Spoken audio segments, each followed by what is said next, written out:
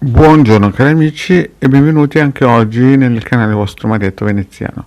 Oggi parlerò del filo spinato, che è un tema che mi ha sempre affascinato, ma prima di questo il vostro Marietto vi vuole chiedere di iscrivervi al canale YouTube del De Garda, al canale YouTube del vostro Marietto Veneziano e di venirci a trovare nei nostri gruppi Facebook e Telegram, dove alle 20:30 ogni lunedì sera il De Garda Marietto Veneziano, coadiuvati da Miras, tengono un percorso esoterico gratuito.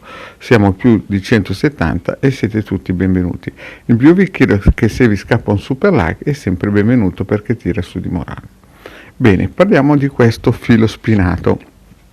Sapete, il vostro Marietto da piccolino è stato portato nel passato, verso 1700, e vide un po' come la popolazione di Parigi viveva. Praticamente questa città immensa era priva di fognature, era priva di gabinetti, era priva di ogni elementare aiuto per le persone praticamente morivano per strada di lamenti e nessuno se ne guardava, passava dritto e vivevano veramente pochi anni e morivano quasi tutti giovani, senza denti, senza cibo e di malattie per strada, e le persone venivano lasciate lì a morire, no?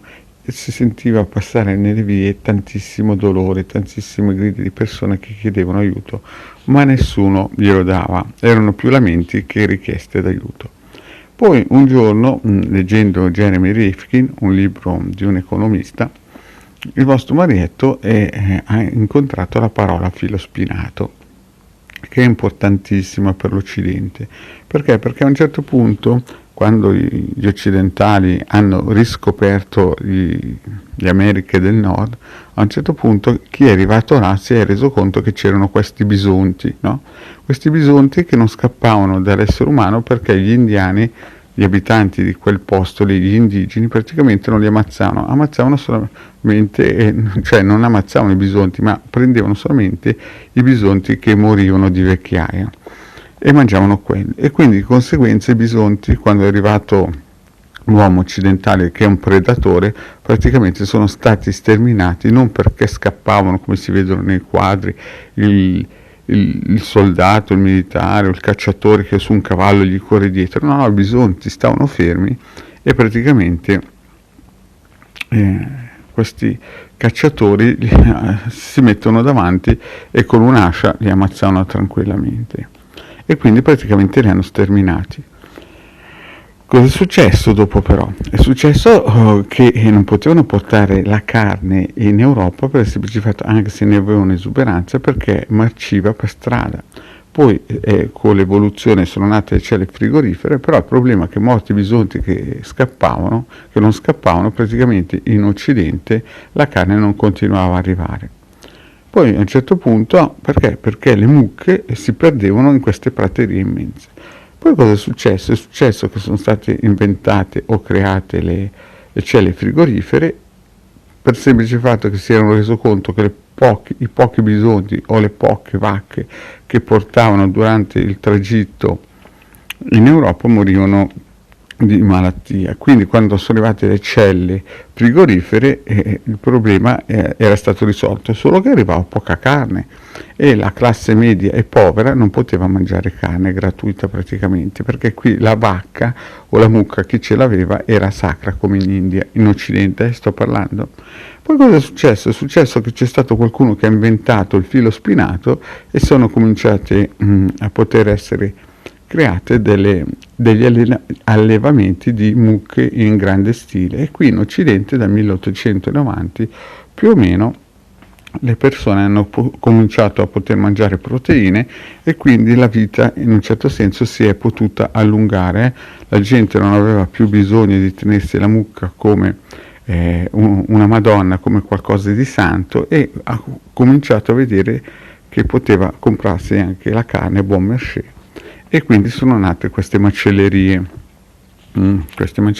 che potevano vendere a chi aveva questa possibilità finanziaria di comprarsi la carne.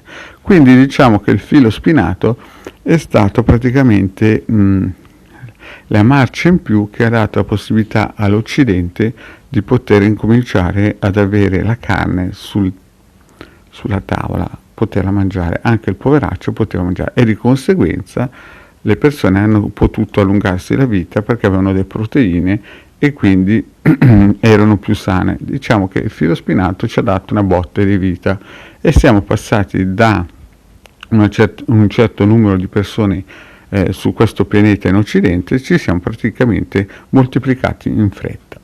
Oggi però il filo spinato è dato da un altro tipo di recinto. I nostri recinti mentali praticamente si sono sviluppati tramite un altro tipo di filo spinato che è la rete. Ma la rete da chi è stata costruita, da chi è stata voluta?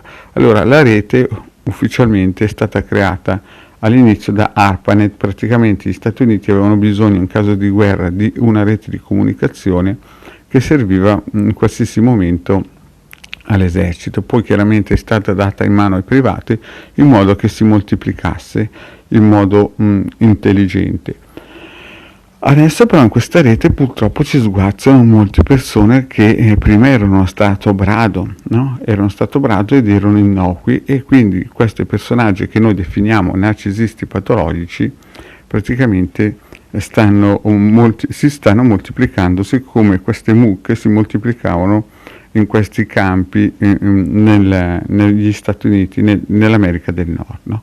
Il problema è che fanno un sacco di macelli e non si stanno moltiplicando solo i narcisisti, si stanno moltiplicando anche queste correnti di pensiero create da questi maghi negromanti neri che si fanno passare per angeli di luce, arcangeli colorati e insomma stanno creando delle egregori importantissime che stanno depistando le persone. Queste masse, questi greggi di cervelli, di pensieri praticamente si stanno uniformando a questi, come si dice, strilloni di strada, a questi mattatori di anime. Quindi cosa succede? Come le mucche sono state in un certo senso circoscritte e come si dice ingabbiate col filo spinato, oggigiorno questo internet, questa rete sta ingabbiando migliaia di persone. E voglio sempre ricordare che Paladino, grandissimo Paladino, parlò chiaro in un suo video: moltissime persone quando lasceranno questo piano vibrazionale andranno in un altro piano vibrazionale che per gli esoteristi viene chiamato basso astrale,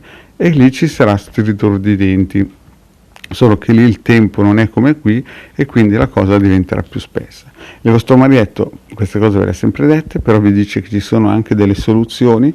Chiaramente queste soluzioni si possono usare ad esempio i circuiti radionici proprio per tagliare questi legami, queste, come si suol dire, gabbie di pensieri che hanno immesso questi astuti maghi neri. Quindi attenzione cari amici quando entrate in alcuni gruppi di, come si suol dire, predicatori astutissimi, che il loro scopo non è tanto farvi arrivare la navicella spaziale per salvarvi, perché ve l'ho già spiegato, l'unico mondo che esiste in questo cosmo è il nostro ed è bellissimo, il paradiso terrestre è qui, non c'è nessuna quinta dimensione, c'è sempre stata la quinta dimensione ma è qua, e l'importante è riuscire a uscire da questa, come si suol dire, gabbia mentale e riuscire a cercare di tornare alla cheta.